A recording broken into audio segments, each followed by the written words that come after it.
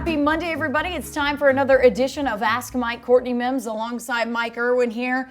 Mike, we're working on Memorial Day over here. We're working on a holiday. That's bad, right? Everybody else is out doing their thing. They're doing their thing. Hey, the weather's bad today. Usually the weather's nice on That Memorial is true. Day. So you know what? You might be inside like us, and if you're inside, maybe you're watching this week's edition of Ask Mike. We got a lot of good questions here, a lot about baseball and softball. So let's jump right in, shall we? Our first question is from Mousetown, who asks, what about the Fayetteville Regional? Did the committee shaft us again? Kansas looks tough with their RPI.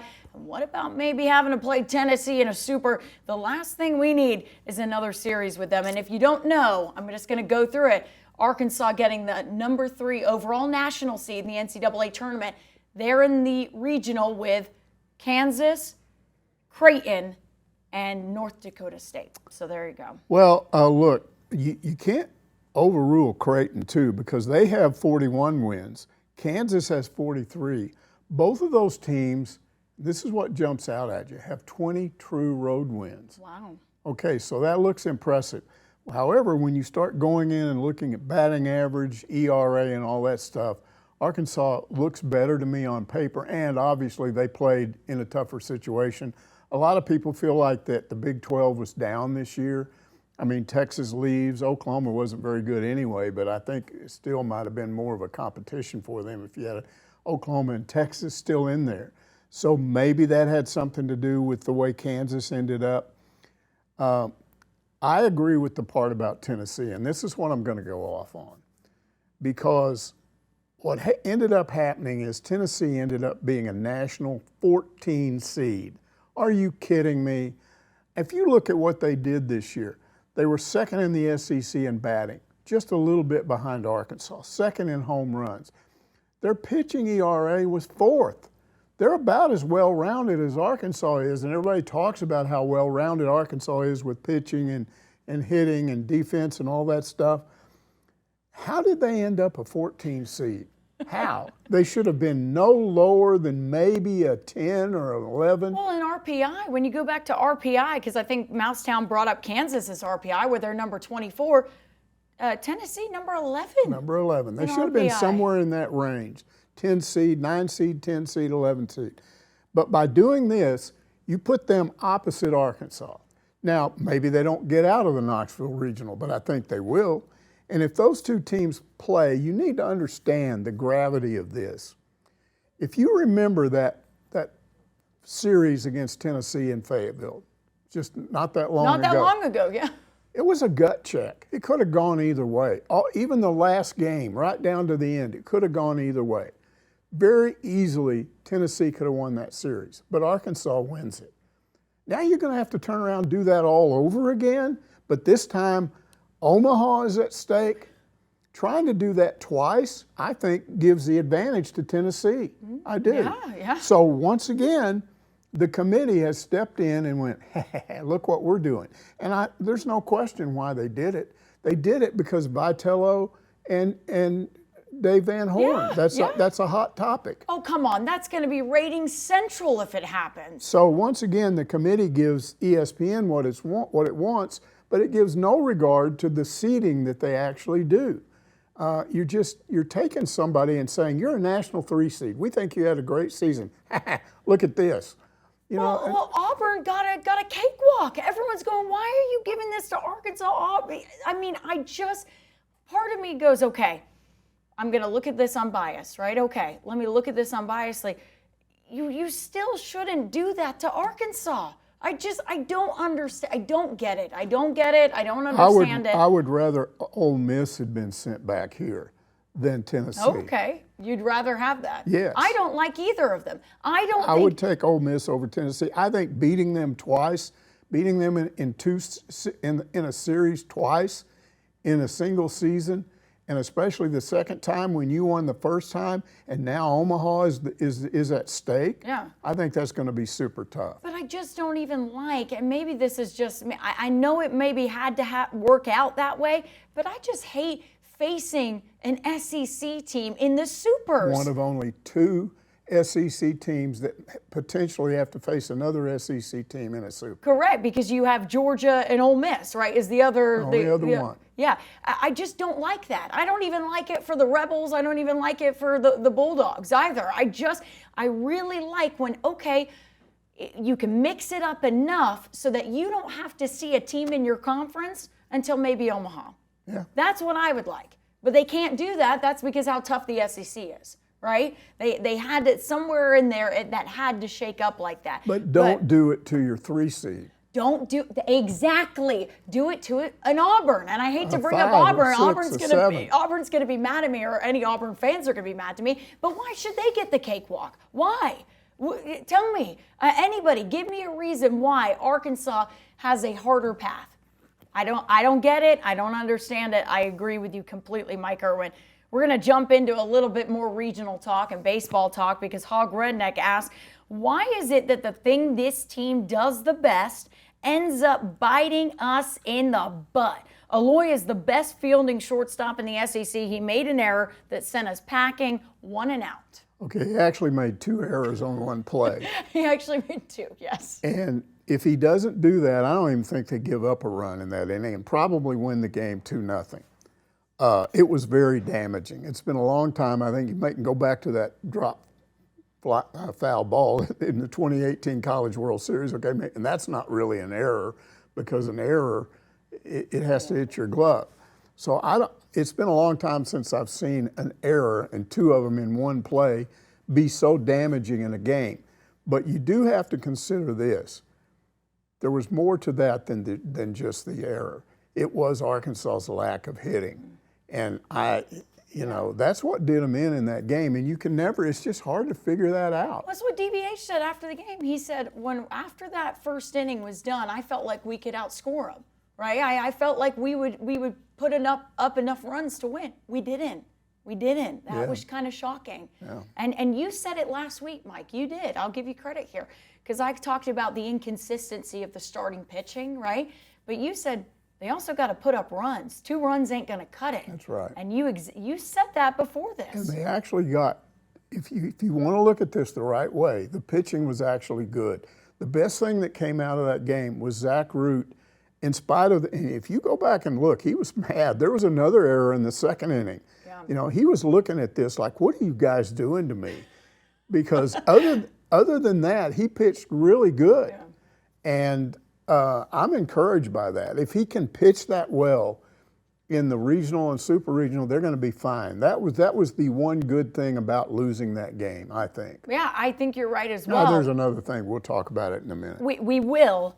But the big thing you just said there, you use that word if that happens. Again, I talk about consistency. I want to see some consistency there from those starters. I like what I saw from Root, like you as well, but I'm just going, you kind of want to hold your breath a little bit. This regional will be telling. The main thing is don't worry about the error by Aloy because that's not going to happen again. That's just a fluke, once in a blue moon type thing. Well, the other thing, too, is isn't Arkansas still 2nd in the nation in fielding percentage? Right. First in the SEC. First in the SEC, 2nd in the nation. Okay, that shows you how much of a fluke that was. It doesn't happen very often. Hill Country Hog says, every week I try to decide what we need more.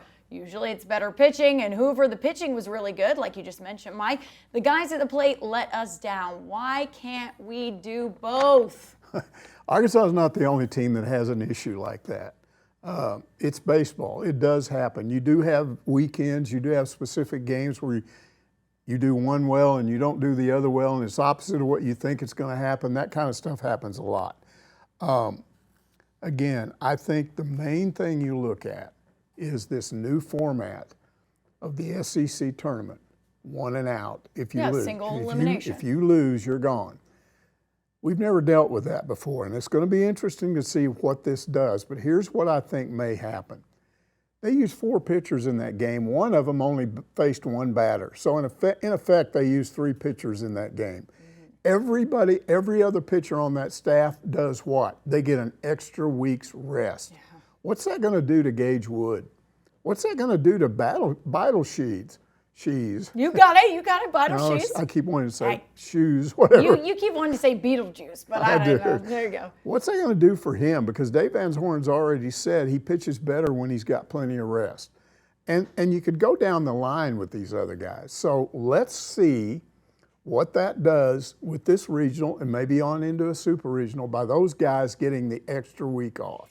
There's two sides of the coin here, right, for the SEC tournament, like you said, because at what point is it also good to just, hey, let's use the arm, not let it get rusty, right? Well, let's use it. But then there's the other side of the coin, like you said, it's nice to get that rest, and it's nice to get that. So I understand where the argument is, okay, it's good to get rest. I understand where the argument is where, hey, we would have liked to win that game and then maybe play a second game. We don't need to get all the way to the championship, especially when you have a top 8 national seed locked up, right?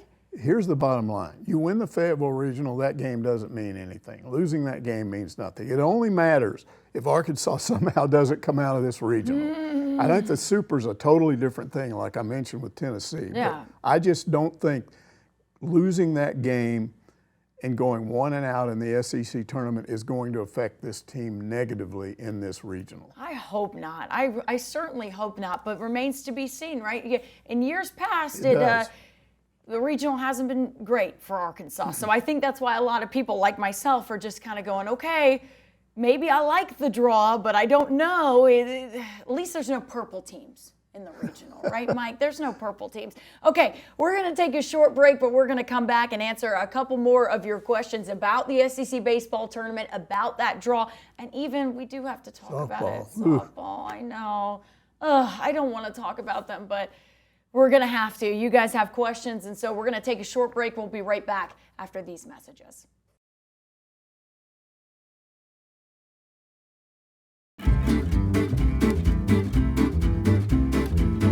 Welcome back to another edition of Ask Mike. Courtney Mims alongside Mike Irwin here. Mike, we were just talking about the SEC baseball tournament. I think this is fitting that Eddie Lynn kind of gives his opinion on it. He says, losing at Hoover doesn't bother me. Watching the team batting average and home run production drop just as postseason arrives bothers me a lot. This is not good. It depends on, look, I think it's a natural thing. I think it's happening to a lot of teams as they get toward the end of the season. Arkansas was at, maybe 3 weeks ago, was at 331. They're now down to 313. I think as late as a week ago, there might have been a 10 percentage point spread between Arkansas and I think LSU might have been number 2 at that point. I can't remember. Now it's Mississippi State, and it's down to 5 percentage points. So it's narrowed a little bit. And you can look at, I think a lot of what's going on there is the Alloy, that's what I would look at, is the Alloy brothers. They were up almost 400, go back about 3-4 weeks ago. Now they're down in the 350, 340 range. Okay, yeah. And they're not hitting home runs the way they did. Iredale, same thing. He's dropped now under 300 again. He did that once before and came back up. They're not hitting home runs the way they did, and their average is down a little bit. But I'm not sure that's permanent. I'm not so sure it doesn't happen. Okay, you have this game, these 2 games, it goes down, then it can. We've seen them bounce back and have big games. So I'm going to sit here and say I think they're going to hit better in this regional. Okay, all right. I think that's good to hear. I mean, you talk about hitting being down, but you do make a good point overall. If you look at the national, like the leaders, right? Arkansas, I still believe, is ranked number 17 in the nation right now in batting average, even though it dropped to 313. You look at some of the other batting averages of those teams, some of those have dropped too. Right. That happens. It's the postseason, conference tournaments, things like that. It can ramps up. The farther you get into the season, teams scout you better. Very true. They know your tendencies, so it's true. just naturally going to go down, I think. But you're still number 17 in the nation And you're in still batting number average. 1 in the SEC. You're still number 1 in the SEC, and I believe in home runs because he talks about home run production. They're number 3 in the SEC. And they're still number 7 in the nation, I want to say. Don't quote me on like that. My brain is like remembering the stats off the top of my head, but I believe they're still in the top 10 in home runs as well. So, yes, it's dropped off. Hopefully they can ramp it back up. And sometimes you see that happen with teams where they go through ebbs and flows. They've done that in this season. It's gone up and down at times. Well, hopefully with a little bit more on the line, right? Okay, it's regionals, guys. Okay, you have a lot on the line here, so hopefully we see that that production go up. T.S. Medley wants to know, why is everybody scratching their heads over losing to Ole Miss? LSU lost to Ole Miss. Ole Miss was fighting to host a regional. Everybody knew that Arkansas and LSU already had a regional and super regional wrapped up. Yeah, it speaks to motivation. Now, I don't think anybody goes to that tournament and says we don't want to win.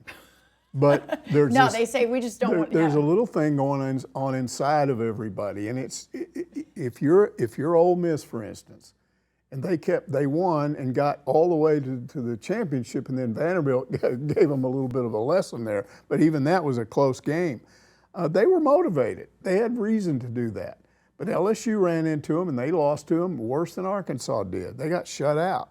So, again, it's what I said before. It may turn out to be a good thing. Going one and done may end up helping this team. We'll see. But I don't think that the players are sitting there going, oh, wow, what happened to us? We went one and done. Oh, I don't think we're any good anymore. We may not win this regional.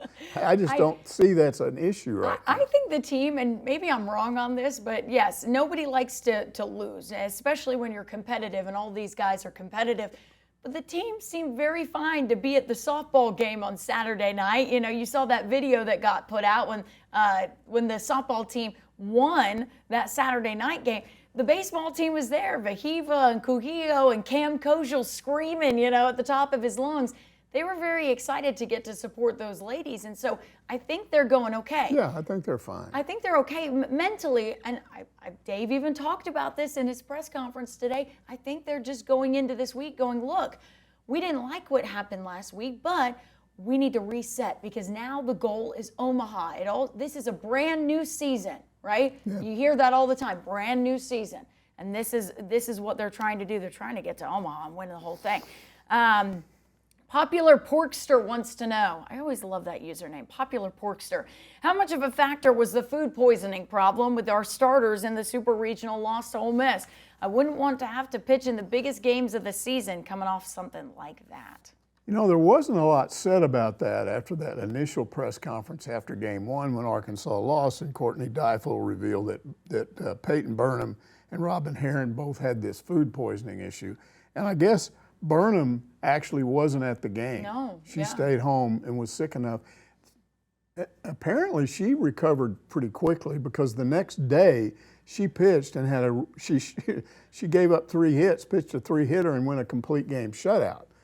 So what happens then the next day? Because she starts and gives up a walk and a home run right off the bat, and then there were these 2 stolen bases or a stolen base and a rundown that went bad between third and home, and all of a sudden you're down 4-0, and they took her out. Courtney Deifel took her out, and maybe she shouldn't have. A lot of people are talking about that because a lot of that wasn't really her problem. Only 2 of those 4 runs were her issue, but then all of a sudden, Herron comes back in, and she's okay for 2 or 3 innings, and then she gives up 1 in the 4th and 1 in the 5th, and then, you know, here comes Burnham again, and then she finally gives up a home run in the 6th or in the 7th. In the 7th, yeah. In the 7th. Were both of them, was it a stamina thing maybe? If you think about it, if you try to remember the last time you had food poisoning, it's been a long time for me, but it does leave you kind of weak, even 2 or 3 days afterwards. Oh, yeah, I had it like 7 months ago or something, yeah. So maybe that affected them, but to me, the bottom line is that game was decided because this Ole Miss pitcher, Aaliyah Benford, shut Arkansas down after the game was tied at 4-4. They brought in her. She went 5 2/3 innings, gave up just 2 hits. And she had a changeup that was apparently almost unhittable. And that's what really did them in. I mean, maybe if you don't have the food poisoning, maybe they don't score as many runs, but it was Arkansas that needed to score more runs, and they just didn't. It's that thing we were just talking about with the men. Hitting is what you do.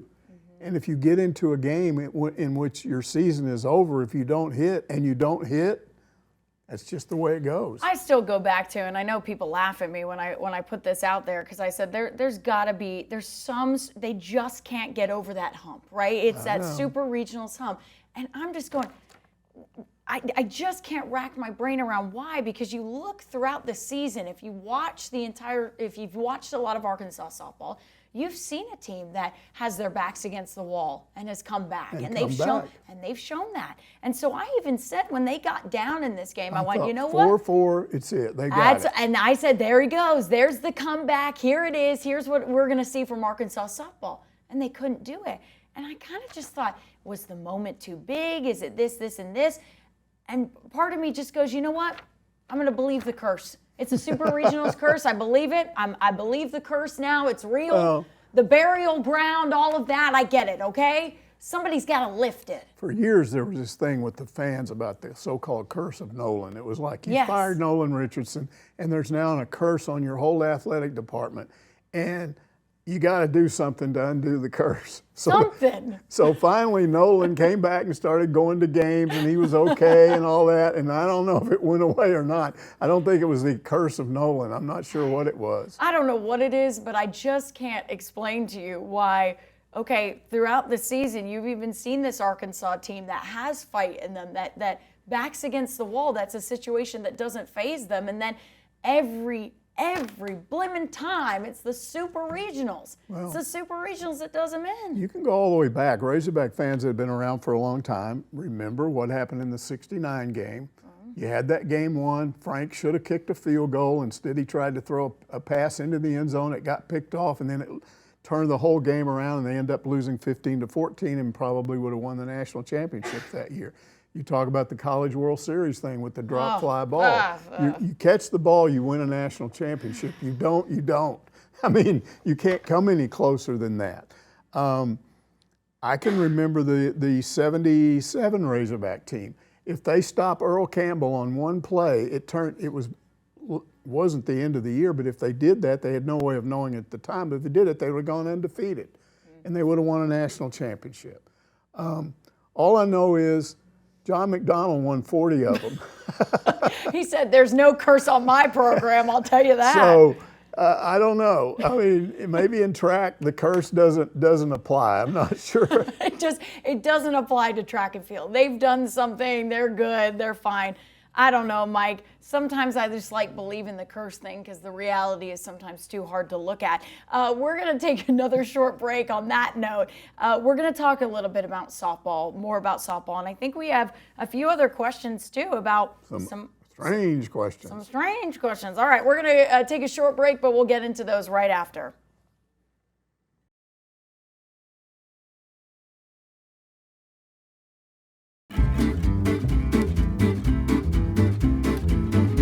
Welcome back to another edition of Ask Mike. Courtney Mims alongside Mike Irwin here. With Mike, we've been talking about softball, and already we've just had one question. I'm already sad thinking about what happened this past weekend in the Super Regionals. I think I'm a believer of the curse now.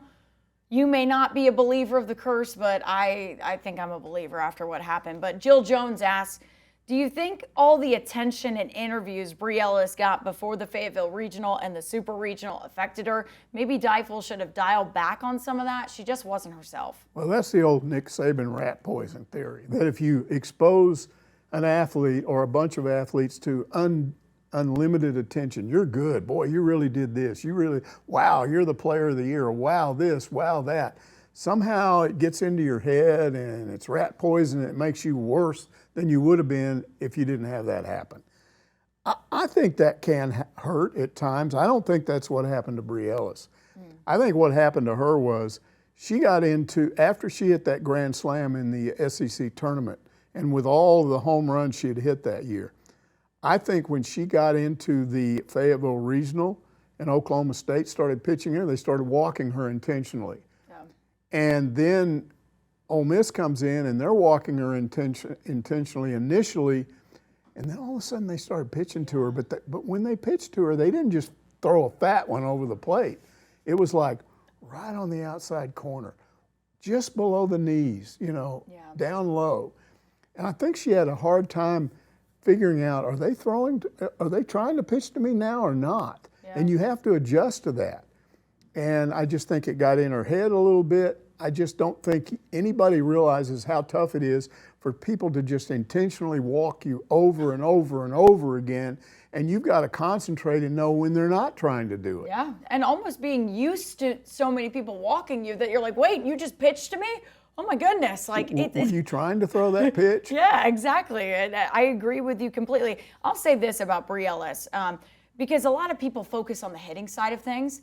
I'll be honest, she made some stellar defensive plays. She did. And so we cannot forget that. And I want to give her credit for that too, because especially when you get in your head about stuff, because I feel like at some point she's going, man, I'm not. Well, she I'm got not that doing one enough. hit. You remember she got the first base. She's like, look what I did. Yeah, she was. So she was having fun with it, but she knew it was there. Yeah, she knew it was there, but I will give her credit for the defensive plays as well, because she a stellar first baseman for the Hogs, and gosh, it's going to be sad. I mean, do you think she wins National Player of the Year? I don't know. I don't know. I mean, we'll see what happens. She already got it by Softball America, but we'll see if she wins the big award this upcoming week. There's another thing that was going on around this Super Regionals, and it talked about more than Bri Ellis, and it was this. S. Giles says, Ole Miss turned out to be a lot better than I thought. Is it true they have a player who was actually good enough to play high school and junior college baseball? This was talked about on Twitter the entire weekend. Some people got it backwards, but Ashton Lansdale played on her high school baseball team, not her high school softball team. No. She played on a baseball team, and she was good. She only started playing softball 3 years ago? She played a year of JUCO baseball. And then after that, she decided, okay, I'm going to go play softball. And wasn't she like the first female to play I think so. At the JUCO level? So I think so. They talked about one of the biggest problems she had was she'd played baseball all those years, and she had to suddenly adjust to taking underhanded pitching. And then, of course, the difference in the distance from the mound in softball and baseball. Because it's 43 feet in softball, it's 60 in baseball. And the mound is built up. Yeah. The ball is coming down, as opposed to a lot of times in softball, it's coming up at you. So she had to go through that adjustment. I just think it's really impressive. You made an interesting point when we were talking about this, and it is, why don't more schools go ahead and have a women's baseball team? You can do that. Doesn't mean you have to eliminate softball, but if girls want to play there's nothing that says they can't play baseball. No, and I'll say this too. A lot of people on the internet, and I actually posted this. You can go and look at my Twitter because I actually said this.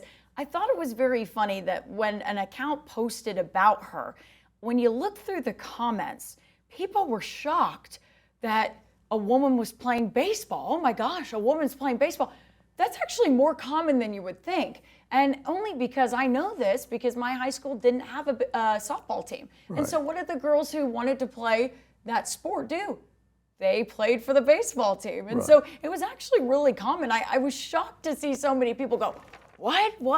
I guess that doesn't happen very much in Arkansas. I don't know. But I know in Florida, when we didn't have a softball team, so the girls all played baseball. And I was talking to Grant Hall last night after that softball regional or super regional was over, and he thinks that women's softball players have outgrown that small field they're using. He thinks the field ought to be bigger. It ought to be farther to hit a home run. Yeah. He thinks the base paths should be longer. You should spread the infield out a little more, because there's crazy things that happen right now. For instance, it's much easier to do stupid things like steal home plate, because everybody's kind of jammed in there together. Yeah, true. You spread out and things become more normal. Yeah. So maybe it's not so much as having women play softball or baseball, but have softball be expanded somewhat. I think I don't hate that idea. I'd like to see how that would be implemented, but I also think you're not wrong either, Mike. I think it'd be fun to have more women's baseball teams. I do think, though, men's slow pitch softball, they still have that 43 feet on them. I think so. I think so. I think you're right. I think you're 100% right. When I was a kid, in fact, the first sport I ever saw played, I was about 3 years old, somewhere in there. My dad played men's fast pitch softball. Yes. And this was a man's game. They fought. They got into brawls.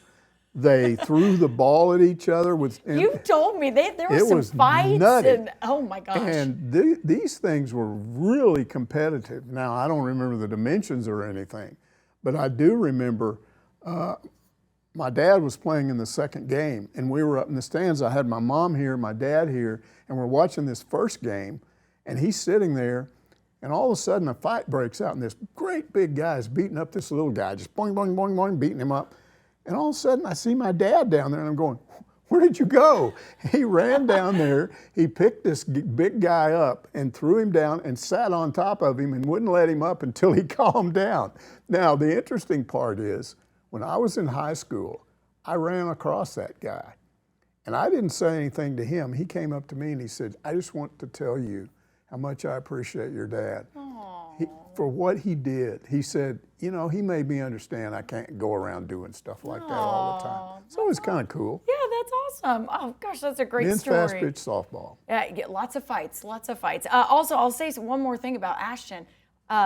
People were telling me, and I didn't know this, that she actually also played for the Savannah Bananas as well. That's right. I didn't know that either. And I was like, that is awesome. I had no idea. The funny thing is I've seen her in some of their social media stuff, and I didn't put two and two together. So that to me is awesome. But we're getting too excited about Ole Miss. We don't like yeah, them. actually, we don't that's like right. Ole Miss. In fact, when I got up this morning, I drove out to the city limit sign just to see that it said Fayetteville, not Oxford.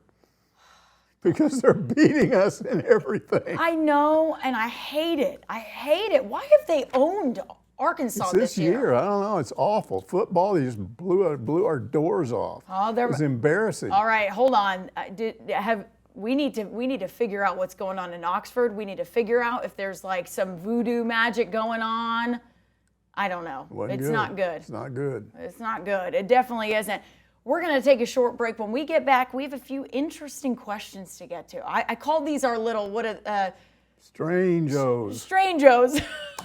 Strange-O questions. It's time for the Strange-O question portion of the show. Going to be some interesting ones, so stick around. Right after the break, we're going to go into our final two questions, and they're fun ones.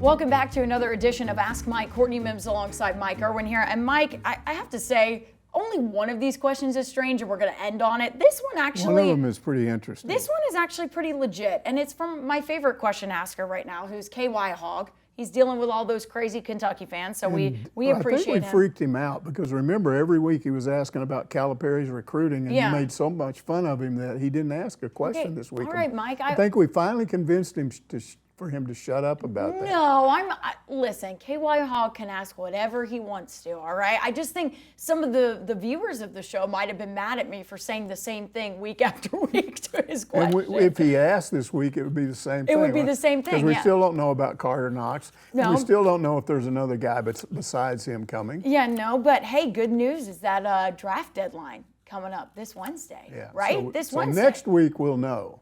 That's the hope. Knock on wood. That's the hope, right? That we know something by next week.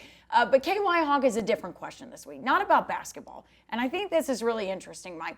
On ESPN, one of the commentators said the revenue sharing plan might fail because there are some key schools opposed to it. Who are these schools, and do they have that much power? Well, I didn't see that, and you didn't either, but you did look it up. I did. And I don't know if you got the specifics, but you got some more information on this. Yeah, so I didn't get specifics. I didn't see who the key schools opposed to it. I have noticed that when you talk about schools opposed to it, who might be opposed to it? Well, this is obvious. Smaller schools are opposed to revenue sharing. And you said immediately, well, that's obvious because they don't have the money to pay their athletes $20 million, right? So they won't be able to reach the cap. So of course they're opposed to it. What else I noticed was some really interesting stuff about, and Front Office Sports did this article, so I'll give them credit. Front Office Sports says, doesn't matter if revenue sharing passes or not. State legislators are passing legislation that basically says, no, we're going to say that you are allowed to pay your athletes. And Tennessee even has taken it a step further. We talked about how annoying Tennessee is, right? Yes. This May, they passed something that said, okay, we're gonna allow our schools to pay their athletes. But taking it a step further, we don't care about the NCAA, that if you try and retaliate against us, you try we to don't pass care. this revenue sharing thing, we won't abide by it. Yeah, exactly. Look, this is not a surprise. It's really the Tennessee legislature. Now, how are they tied to the school? Probably. But Tennessee and 2 or 3 other states have done this. This is what blew this whole thing up in the first place. Because the NCAA, if you go back far enough, had an NIL rule. And it was you couldn't use it to recruit. You could only wait until an athlete signed with your school and was on campus. Then you could make them, you could let them get agents and work their own deals. Right. But you couldn't use it to recruit. And Tennessee went, to heck with that. We're going to pass a state law that says there's nothing wrong with that. Well, and I've explained this so many times, and I hope people understand what I'm talking about. It was never against the law. What are you doing passing a law, Tennessee? It was never against the law. If I go out to Paradise Valley Golf Course, where I'm a member, and I go out there in cut-off jeans and a T-shirt, it's not against the law.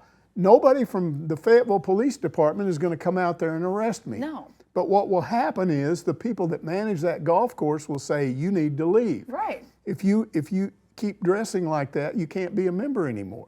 Because by being a member of that golf course, that club, you agree, I agree to these rules to be a member of this. And there are clubs like that everywhere. Everywhere, all kinds of clubs. Okay, I'm going to join this study club, or I'm going to join this social club. And as a result is, when you move into a subdivision with property owners association, before you ever buy that house and agree to sign that contract, you have to agree to the terms of the property owners association. Yeah, it's not illegal to paint your door yellow, but your property owners, or to owners park your car in your front yard. Right, but if you want to be a part of that group, you have to do that. Exactly. And that's what's going to happen with this revenue. They're just what they've done. And nobody's paying attention to this. They've taken it away from the NCAA. There was some of the language you read to me where they're saying the NCAA can't do this. And if the NCAA, this is not the NCAA anymore. Yeah. This is the Power Four, a committee that has created a Power Four, and Power Four teams are the ones that it affects. And they're saying if you want to be a part of the Power Four, this is what you have to do. Now, it's got to be passed and approved by the courts and by Congress. Yeah. We're waiting for that. It should happen soon. And then once it happens, you can sue somebody all you want. But you believe, and I think you may be correct, that the ultimate answer to this is they're going to make players employees of the university, and then you're going to have what the NFL has, is you're going to have a union for the players, and they're going to agree to do this, or you won't be in the union. Exactly, and then you won't get, there's no lawsuits because you've already agreed to this set of rules. So to me, the answer to Tennessee and other schools, if I'm the Power Four that's doing this, I look Tennessee straight in the eye and I say, we're not telling you have to do this. Yeah. You don't have to do it this way. But then go off and do your own thing. And that's what I think you're going to see. So this is where it's going to be really interesting, because with Tennessee, and it's not just Tennessee. It's not West Virginia also is a state that passed it last year. And let's sneakily. see West Virginia compete with Tennessee for NIL money. I'm just saying, I'm just saying. Well, they're not other smart states enough to know that this is designed to help them. I know, but what I'm saying is Tennessee isn't the only state. So there are other states that have passed state legislation allowing schools to pay NIL and things like that. What might end up happening? And this is something that I don't know how I would feel about all this. But you might start to see schools say, you know what, we are going to do our own thing. We are going to break away from the NCAA. We are going to get out and form our own thing and do our own thing and have our own governing body and all of that. That we may not want to be a part of the NCAA anymore, that we will decide to do our own thing. You might see that. And what it would be, I want to make it clear what that would be. It would be a wild, wild west organization with no laws, no rules. Yep. Guess who has rules and regulations? The NFL. Has NFL football succeeded? Yes. Do they succeed? Yes. Do they have crowds? Do they have TV money? Yep. Yeah. I would you know say why very they successful. have that? Because they have a players union, because they have drafts, because they have salary caps, because they have contracts. Because you can't go, hey, I had a good year here with the Dallas Cowboys, but I'd rather play for Kansas City. Kansas City, do you want me? Or Kansas City going, hey, let's steal this player from Dallas. You can't do that. No. But you would be able to do that, and in fact, you can do that. They are doing it right now. Correct. We've been living with this for the last 4 or 5 years. Correct. And that's what's ruined college football. People say that you ruined it when you agreed to pay athletes. No, there's nothing wrong with athletes getting compensated for part of this. No. It's not that. It's the unlimited, it's the lack of any sort of rule whatsoever. I can go offer you any amount I want. If I'm the University of Texas, I'm just decided we're going to spend $40 million on the transfer portal this spring. We've got $40 million to go out and grab the best players in the portal and bring them in here. What they clearly think is with those players, we'll win a national championship. Yeah. Now, here's the thing that's always interested me. As a fan, as a school, is that really what you want, to prove that you can be the best team in football because you got more money than other people? Is that what that's really all about? Because it's not what it is in the NFL. It's not what it is in Little League Baseball. It's not what it is on virtually every competition thing you can say. No. You're not the best because you have more money. You're the best because you coach better, you recruit better, you bring people onto your campus and they like your campus. When you have a campus visit, you organize that visit, and the recruits come in and they feel like they've related to the players that are there. Those are the things that traditionally made somebody go to, and I will say this, there's still some athletes that do it that way. Yeah. Not everybody is for sale. Yeah. There are some guys that will come in and say, okay, well, you've offered me $300,000 and I like this place and I like these coaches and I had fun on my recruiting visit and I got friends that say it's a good school. This other school over here that I don't like, they offer me 3 times as much. I'm not going there. Yeah, because I'm a hog, or I want to be here because this coaching staff and these people.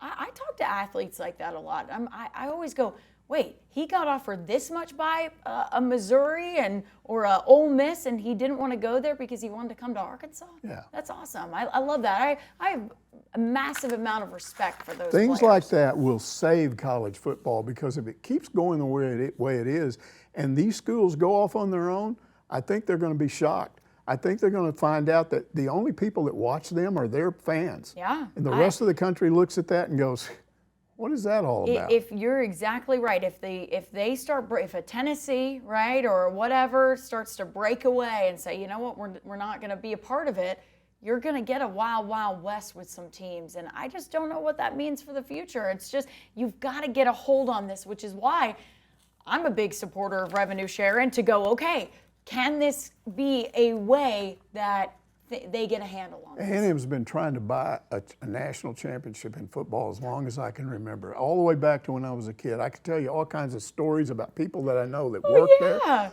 And they were clearly trying to do it, and it didn't work, and they went all the way up to this Jimbo Fisher thing where they paid him all this money, and then they went, oh, we don't like him, he's not going to give us, so they got rid of him, and it cost them $80 million. And then all of a sudden, they finally woke up and went, this is not working. And guess who's on the committee that's making all this revenue sharing come about? Yeah. It's A&M's AD. Yeah. They finally have realized this stinks. This isn't the way to do it. Somebody ought to convince Tennessee, because they're the main ones behind it. Yeah, they are. I think Texas is too, but Tennessee is the main one pushing this. They're behind it, and especially someone in the state legislation there has to have been a, Tennessee grad or Tennessee booster or something, because they are a huge. Every time I bring up an article, and that's why I laughed at the Front Office Sports article. I went, Mike, you'll love this. Tennessee putting in state legislation on May 1st about this. They've already done it. They did it 4 years ago with the original NIL. I know. But here they are again, making sure that it's great. All right, our final question of the show is the wacky one, because I never thought someone would ask this question. I never really thought that much about it. I had to really think about what I thought about all this. Yeah, and so Cajun Hog wants to know. Cajun Hog is a big question asker on the show, so they ask a lot of questions to us, but they want to know, why is it that TV and newspapers almost never mention each other, but these computer websites are always criticizing other websites. Seems pretty cutthroat. Why do television stations not mention each other? I mean, you don't. At least the ones I've worked. Now, you claim you worked for one that did do it a few years ago. I can tell you a quick story if you want about this. But I was shocked that this even happened. But I worked in Panama City Beach before I worked here. And there was some drama going on with the local high school football coach. And it involved me. He made a statement towards our station, towards me, right? And put out a statement about me. And I was like, well, why would you put a statement out about me? What is, that's the weirdest thing ever.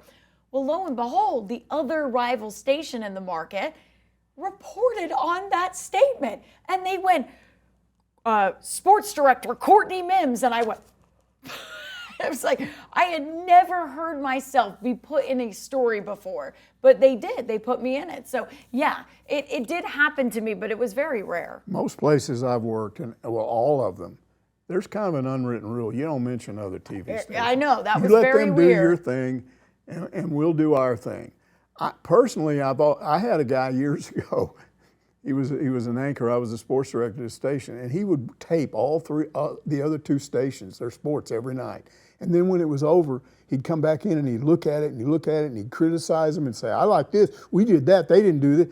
And I'm going, "Why are you doing that? Who cares?" "Well, we need to know what our competition." I said, "No, we don't. I have a vision of what we need to cover. I don't need to be influenced by them. We will just do what we do." I've always said to myself, I'm not a media cop. People do not. Media cop? Yeah, people don't. Would people actually want to know my opinion of somebody else in the media? I would think they would want to know what I think about a team, a coach, a player. Mm-hmm. Are we that interesting that people would want to know about media? I don't think media is that interesting. We don't go out and line up on a football field and play each other. I mean, why? Why would you do that? Well, because some of them are public figures, right? You have to think about it, Mike. You and I, at the end of the day, we're still kind of public figures. Yeah, but I mean, come on, that's boring.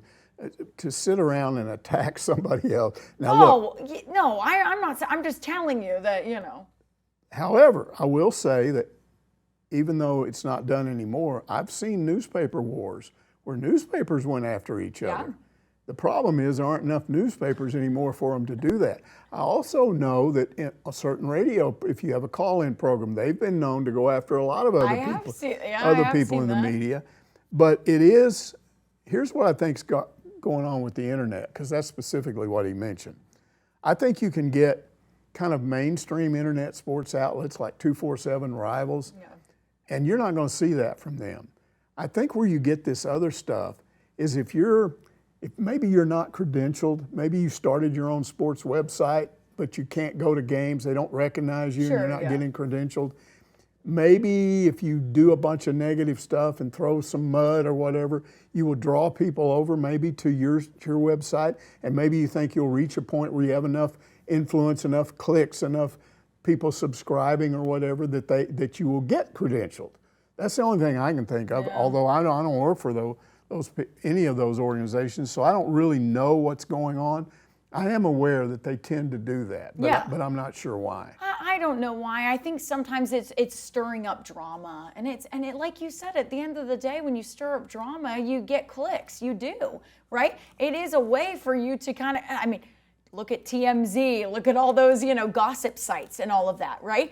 At the end of the day, why are they still running? It's because they get clicks. It's because people are interested in that drama and in that whole thing. This Jeff Goodman guy on a podcast is always attacking Calipari. Sure, And he, even to the point where he concocts these anonymous coaches to say, the game has passed him by. And you don't know who these anonymous wackos are. No, you don't, And they probably don't even exist. Yeah. But that's another issue. When you quote anonymous sources, I've never understood the value of that, because you can't, if they're not willing to say it, how do people know you even have that source? How do they know that's real? Or not even making it up, right? That's what I'm saying. I always worry, because when I see anonymous sources, you would hope that those people have actually talked to those sources, but you never know. You don't, and especially when you're attacking someone by saying, this coach says this coach stinks. I mean, really? How come he doesn't come out and make it public? But there you go. And that stirs up some drama, right? That stirs up and gets clicks because you've stirred up some drama. And that's what's going on right now with, all of the online, because I'm sure Cajun Hog asked this question because he saw a lot of drama on the internet right now. And I just have to say, can't we just all be friends? I mean, my goodness. Or at least not talk about each other. Yeah, come on. I'm like, why can't we be friends? We all work together, right? I don't know. I don't know. I just feel like it's a little childish in my opinion, but that's just my opinion. Okay. And maybe someone will write a hit piece on me for saying that. Maybe. Maybe they'll attack us for talking about why they do what they do. Now we're in the drama, Mike. We are now. They're going to write a piece on us talking about the drama. I'm just kidding. I don't know. We just ask a question. I didn't make this up. No, I know. Cajun Hog asked the question. There you go. We gave you the answer to the best of our ability. I just think, again, just be friends with Come on, everyone's on the same team here. Come on, we're all trying to be friends. I would say, it's not interesting to talk about other media when you're media. Talk about the people you cover, the teams, the coaches, playing for championships, losing games, winning games, athletes who are player of the year, athletes who fail. All of that stuff is interesting. But Mike, media bozos, what is interesting about media people? Well, sometimes media people make some takes, and that's what gets those articles written about them, If we have a hot take or something, sometimes that's its own article for whatever reason. I don't get it, though. I don't understand. I don't click on those things. I don't know. So, I don't know. Moral of the story is I'm glad that TV stations don't come after each other in this market because we like them. So, there you go. There you go. They're cool. We hang out. We're cool. Anyways, you and I are cool, Mike. That's all the people need to know. And that's going to do it for another edition of Ask Mike. We will see you next Monday to answer all of your questions.